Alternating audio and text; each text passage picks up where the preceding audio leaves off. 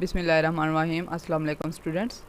आज के लेक्चर में हम लोग डिस्कस करेंगे UML unified modelling language. Okay, computer science में हमारे पास डिफरेंट टाइप्स ऑफ लैंग्वेज होती हैं। हमारे पास प्रोग्रामिंग लैंग्वेज होती हैं, वीयू लैंग्वेज होती हैं। Okay, and UML is basically a graphic language, जिसे व्यू लैंग्वेज भी कहते हैं। ठीक है, for specifying, visualising, construct and document the artefacts of software system. अब आर्टिफैक्ट्स क्या होता है, मतलब कि जो चीज़ हम बनाने जा रहे हैं। ठीक है, जब भी हम सॉफ्टवेयर बनाते हैं या सॉफ्टवेयर कंस्ट्रक्ट करते हैं तो हमें एक मॉडल बनाना होता है, और उसके लिए जो लैंग्वेज यूज़ करते हैं that is UML. Okay, software project के लिए अगर आप object oriented analysis and design करना चाहते हैं तो वो आप यूएमएल से कर सकते हैं। ठीक है, it uses some graphical notations to express this analysis. Okay, UML का हमें एडवांटेज क्या होता है? एडवांटेज ये होता है कि सॉफ्टवेयर प्रोसेस का जो डिज़ाइन होता है ना, उसको ये बहुत सिंपल कर देता है, उससे कम्प्लेक्सिटी को ख़त्म कर देता है। अच्छा, अब मैंने यहाँ पे एक बात कही कि जब भी हम सॉफ्टवेयर का मॉडल कंस्ट्रक्ट करते हैं तो उसके लिए जिस लैंग्वेज की हमें ज़रूरत होती है या जो लैंग्वेज हमें हेल्प करती है दैट इज़ यूएमएल। तो मॉडलिंग के लिए यूएमएल लैंग्वेज ही क्यों यूज़ होती है, ये अब पॉइंट क्लियर करते हैं। अगर आप सॉफ्टवेयर का जो मॉडल है उसे आप नेचुरल लैंग्वेज में लिखते हैं, आप कोई डायग्राम या पिक्चर यूज़ नहीं करते, तो आपको पता है कि डायग्राम या पिक्चर इक्वल होती है 1000 ऑफ वर्ड्स के। अब आप क्या करते हैं कि नेचुरल लैंग्वेज में अगर यूज़ करते हैं, नेचुरल लैंग्वेज को यूज़ करके आप अपना डिज़ाइन लिखते हैं या मॉडल बनाते हैं, तो वहाँ पे चांसेस हैं कि इनकंसिस्टेंसी आ जाएगी, इनकरेक्टनेस होगी, एम्बिगुइटी होगी। जबकि मैंने कहा कि डायग्राम या पिक्चर इक्वल होती है 1000 ऑफ वर्ड्स, वहाँ पे ना तो इनकम्प्लीटनेस होगी, ना तो एम्बिगुइटी होगी, और ना ही इनकंसिस्टेंसी होगी। That's why we use UML. Okay, UML से हमें ये भी एडवांटेज मिलता है कि हमें सिस्टम का एक ओवरऑल व्यू मिल जाता है। ये भी आपको पता होना चाहिए कि यूएमएल जो है ये किसी भी लैंग्वेज या किसी भी टेक्नोलॉजी पे डिपेंड नहीं करती, it is totally independent language. Okay, UML जो है ये हमें फ्रेगमेंटेशन से स्टैंडर्डाइजेशन की तरफ मूव करती है। फ्रेगमेंटेशन से मुराद क्या है कि किसी सॉफ्टवेयर का जब डिज़ाइन बना रहे हैं तो एक बंदा जो है वो कुछ और कंस्ट्रक्ट कर रहा है, डिज़ाइन में कुछ और चीज़ बना रहा है कि मैं भाई फ़्लो चार्ट यूज़ कर रहा हूँ और इस तरह से इसको डिज़ाइन कर रहा हूँ। दूसरा कह रहा है जी मैं ये वाला फ़्लो चार्ट यूज़ करके इसको इस तरह से डिज़ाइन कर रहा हूँ। तीसरा बंदा कह रहा है जी मैं ये वाला फ़्लो चार्ट यूज़ करके इस तरह से इसको डिज़ाइन कर रहा हूँ। क्योंकि डिज़ाइनिंग के लिए भी हमारे पास टीम होती है ना, तो वो टीम वर्क कर रही है डिज़ाइन पे। एक ही बंदा तो डिज़ाइन नहीं आपका कंस्ट्रक्ट कर रहा, तो हर बंदा अपने अपने तरीके से उसको डिज़ाइन कर रहा है। तो ये क्या है? फ्रेगमेंटेशन है। इसके हर डिज़ाइन के अलग मीनिंग बन रहे हैं। तो यूएमएल क्या है? हमें स्टैंडर्डाइज कर देती है कि सब बंदा एक ही स्टैंडर्ड को यूज़ करें। ओके, नेक्स्ट पॉइंट जो हमारे पास आता है that is history of UML. UML 1980s में डेवलप होना स्टार्ट हुई। उस टाइम कंप्यूटर वर्ल्ड में बहुत सी डेवलपमेंट हो रही थी, बहुत से सॉफ्टवेयर्स जो हैं वो डेवलप हो रहे थे, और डेवलपमेंट में यूनिवर्सिटीज़ की ज़्यादा पार्टिसिपेशन थी। तो हर बंदे की डिफरेंट थिंकिंग थी, इसलिए यहाँ पे लिखा है different software development houses were using different notations to document their object oriented design. जब भी आप कोई बड़ा सॉफ्टवेयर बनाते हैं तो ओबियसली उसके लिए आप डायरेक्टली कोडिंग पे तो नहीं चले जाते, उससे पहले आप कुछ ना कुछ डिज़ाइन डॉक्यूमेंट बनाते हैं, कुछ डायग्राम्स वगैरह बनाते हैं, ताकि आप अपनी टीम को ये समझा सकें कि एग्जैक्टली हमने बनाना क्या है।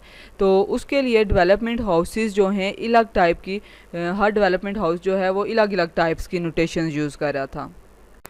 और ये सब मेथडोलॉजीज़ जो दुनिया के डिफरेंट कोनों में बैठे हुए डिफरेंट लोग यूज़ कर रहे थे, हमने क्या किया कि हमने इन सब को एक साथ टाई किया, और यूएमएल जो है ये 1990s में क्या नाम है डेवलप हुई। ओके, अब हमने ये कहा कि हमने क्या किया कि यूएमएल के थ्रू इन सब मेथडोलॉजीज़ को टाई कर दिया। टाई करने की रीज़न क्या थी कि जब ग्लोबलाइजेशन का टाइम स्टार्ट हुआ तो यहाँ पे जो हमने पॉइंट डिस्कस किया कि डिफरेंट सॉफ्टवेयर जो हैं वो डिफरेंट नोटेशन यूज़ कर रहे थे। हर सॉफ्टवेयर जो है वो अपनी एक नोटेशन यूज़ कर रहा था।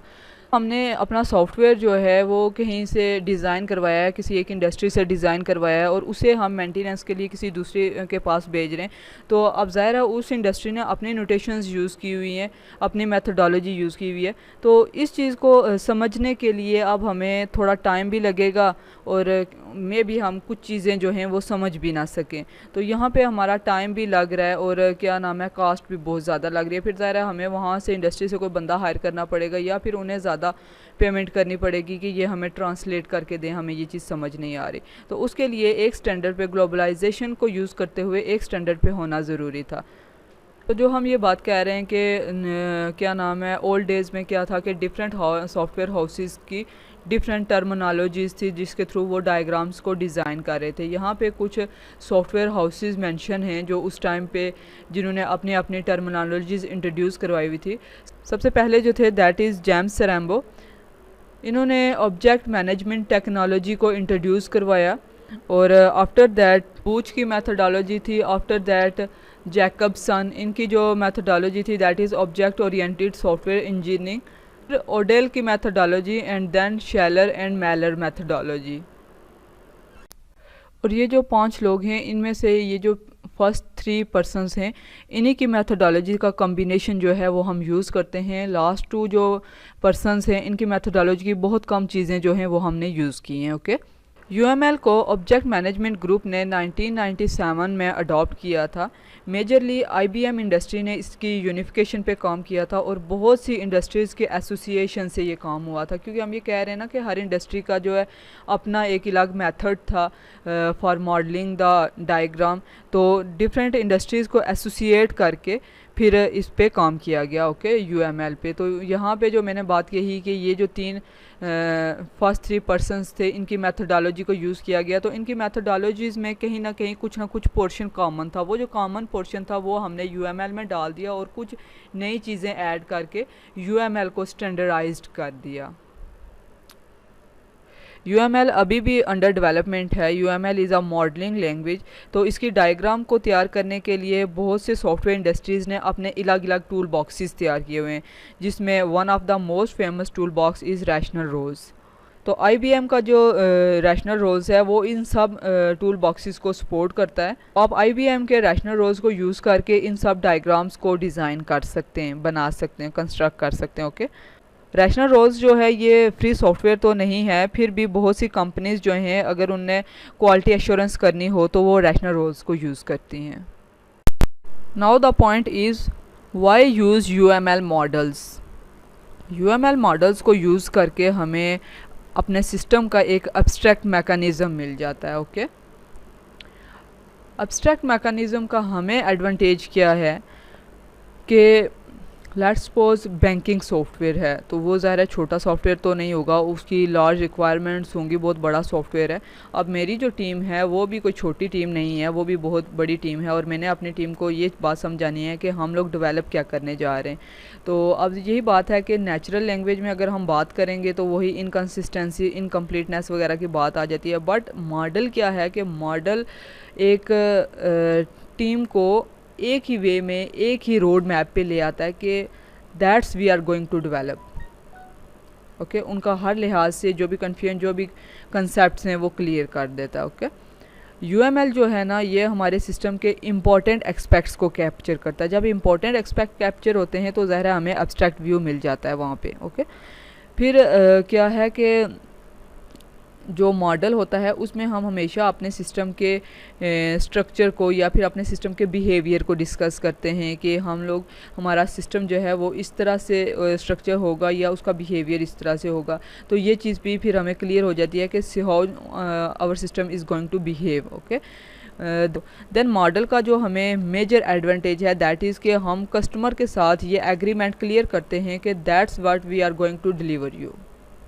ओके, अपने मॉडल को दिखा के हम बता देते हैं उसे कि भाई हमने ये चीज़ बनानी है। अभी वो एग्री है तो एंड पॉइंट पे हमने वही चीज़ उसे डिलीवर करनी है। ओके, अब UML डायग्राम को देखते हैं। UML डायग्राम जो है वो सिस्टम के 5 डिफरेंट व्यूज़ को कैप्चर करती है। ओके, अब 5 डिफरेंट व्यूज़ को कैप्चर करने का क्या एडवांटेज है या क्या नीड है कि 5 डिफरेंट व्यूज़ को कैप्चर किया जाए। आपकी जो टीम होती है उसमें जितने भी पर्सन्स होते हैं, हर पर्सन का सिस्टम को देखने का व्यू डिफरेंट होता है। जिस तरह के कोडिंग पर्सन का व्यू जो है वो डिफरेंट होगा, डिज़ाइनर का व्यू जो है वो डिफरेंट होगा, डिप्लॉयमेंट पर्सन का व्यू जो है डिफरेंट होगा। तो इस वजह से हम एक सॉफ्टवेयर को एक ही व्यू में लेके और एक ही डायग्राम बना के तो वो सबको डिलीवर नहीं कर देते कि हमने ये चीज़ बनानी है। हम डिफरेंट पर्सपेक्टिव से अपने सिस्टम को देखते हैं, एनालाइज करते हैं, और मतलब कि हर एक का पर्सपेक्टिव जो है वो वहाँ पे आ जाता है कि ठीक है, कोडिंग वाले का पर्सपेक्टिव भी आ गया, जो डिज़ाइनर था उसका पर्सपेक्टिव भी आ गया, डिप्लॉयमेंट वाले पर्सन का भी पर्सपेक्टिव आ गया। तो इस वजह से हमें डिफरेंट पर्सपेक्टिव की नीड होती है कि हम सिर्फ सॉफ्टवेयर को हर पर्सपेक्टिव से एनालाइज कर लें। तो यहाँ पे UML डायग्राम के 5 जो व्यूज़ हैं वो मेंशन हैं, जैसे कि यूज़र व्यू है, स्ट्रक्चर व्यू है। स्ट्रक्चर व्यू में ये होता है कि how many classes are there and how the classes are interact with each other. फिर बिहेवियर व्यू आता है, इम्प्लीमेंटेशन व्यू आता है, इन्वायरमेंटल व्यू आता है। सब व्यूज़ को यहाँ पे डायग्राम की शेप में शो करवाया गया है। यहाँ पे देखें, सबसे पहले जो आता है that is user view. User view के लिए हमने जो डायग्राम बनानी होती है that is use case diagram. Use case diagram हमेशा आपके सिस्टम की पहली डायग्राम होती है। स्ट्रक्चरल व्यू में हमारे पास फिर ऑब्जेक्ट डायग्राम आ जाती है। ऑब्जेक्ट डायग्राम जो है इसमें क्लासेस वगैरह यूज़ होती हैं, हम वहाँ पे क्लासेस, एंटिटीज़, ऑब्जेक्ट्स, उनके रिलेशनशिप्स, ये सारी चीज़ें फाइंड आउट करते हैं। ओके, बिहेवियरल व्यू आ जाता है, डायनामिक व्यू होता है, मीन जब सिस्टम एक्चुअली वर्क करेगा तो हाउ इट विल फंक्शन। इसके लिए डिफरेंट डायग्राम्स होती हैं। सीक्वेंस डायग्राम आती है हमारे पास, ऑपरेशन डायग्राम आती है, स्टेट चार्ट डायग्राम आती है, एक्टिविटी डायग्राम आती है, और ये 4-5 डायग्राम्स जो हैं वो बिहेवियर ऑफ द सिस्टम को शो करती हैं। देन इन्वायरमेंटल व्यू आ जाता है, इसमें डिप्लॉयमेंट डायग्राम आती है कि जब सिस्टम डिप्लॉय होगा तो किस तरह से दिखेगा। इम्प्लीमेंटेशन व्यू में सिस्टम के कंपोनेंट्स बनाते हैं हम। तो आपने देखा कि यहाँ पे जितनी भी डायग्राम्स आ रही हैं, हर डायग्राम का एक पर्टिकुलर व्यू है। कोई भी चीज़ किसी भी डायग्राम में रिपीट नहीं हो रही। जो यूज़ केस डायग्राम है इसमें जो चीज़ें यूज़ होंगी वो बाकी डायग्राम्स में रिपीट नहीं हो रही। जो स्ट्रक्चर व्यू है उसमें जो चीज़ें हैं वो अदर डायग्राम्स में रिपीट नहीं हो रही। तो जब भी UML डायग्राम की बात की जाए तो ये बात आपके जहन में आनी चाहिए कि software is being developed by industry with a huge amount of time, with a huge amount of team and many people involved in team। अब हमने अपने सिस्टम को उन टीम्स के पर्सपेक्टिव से देखना होता है। अब यहाँ पे देखें, UML के आपके पास डिफरेंट वेरिएंट्स हैं और हर वेरिएंट की डेट कब वो रिलीज़ हुआ और उसकी डिस्क्रिप्शन जो है उसके अगेंस्ट मेंशन्ड है, ये आपको इंटरनेट पे मिल जाएगी। ठीक है, लास्ट जो इसका वेरिएंट जा रहा है दैट इज़ 2.5। ओके, देन यहाँ पे देख लें, हमने कहा कि पहला जो व्यू होता है दैट इज़ यूज़र व्यू, और यूज़र व्यू में हमारे पास यूज़ केस डायग्राम आती है। ये बिज़नेस यूज़ केस डायग्राम है।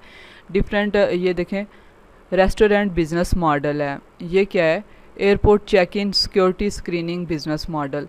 डिफरेंट प्रोजेक्ट्स के लिए आपको यूज़ केस डायग्राम्स यहाँ पे दिखाई जा रही हैं। आप ये देख लें कि ये आगे हम लोग डिस्कस करेंगे होती क्या है, बनाते कैसे हैं, लेकिन अभी आप ये देख लें कि ये इनकी लुक कैसी होती है। यहाँ पे e library, online public access catalog है, ये यूज़ केस डायग्राम्स हैं। नेक्स्ट जो हमारे पास आ रही है that is information flow diagram, activity diagram. तो एक्टिविटी डायग्राम जो है वो कुछ इस तरह से होती है। फाइनल प्रोजेक्ट्स में मोस्टली हमें use case diagram, activity diagram, class diagram, यहाँ पे देखें क्लास डायग्राम किस तरह से होती है। ये library domain model, class diagram, ये जो हैं ये एंटिटीज़ हैं और इनके दरमियान रिलेशनशिप्स वगैरह शो किए जा रहे हैं। ओके, देन इम्प्लीमेंटेशन मॉडल्स हैं, ये यहाँ पे देखें डिस्क्रिप्शन, हम एट्रीब्यूट्स वगैरह बता रहे हैं कि ये इसके क्या क्या एट्रीब्यूट्स होंगे, फंक्शंस क्या होंगे। ठीक है, डाटा एंड फंक्शंस वगैरह यहाँ पे मेंशन करते हैं।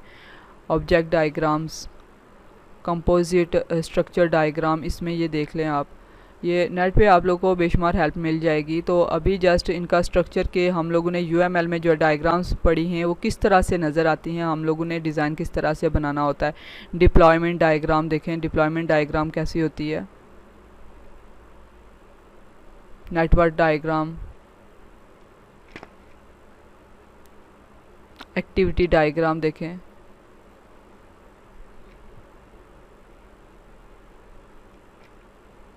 यहाँ पे ये देखें, ये देखें।